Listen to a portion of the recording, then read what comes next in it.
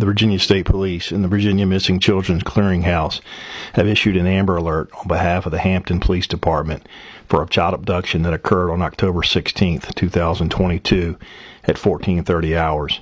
The children are believed to be in extreme danger and were last seen at Walmart on 1900 Cunningham Drive in Hampton, Virginia. Abducted is Adriana Truitt, white female with brown hair, blue eyes, 1 year old, 2 feet tall, weighing 30 pounds.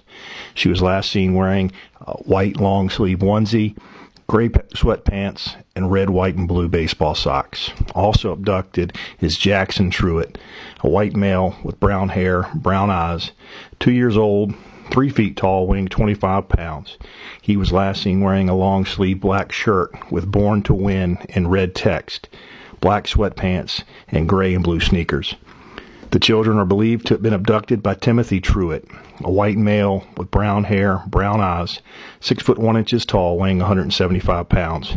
He was last seen wearing a black shirt with a yellow logo on the chest, gray shorts, and white shoes. He was last seen driving a maroon sedan.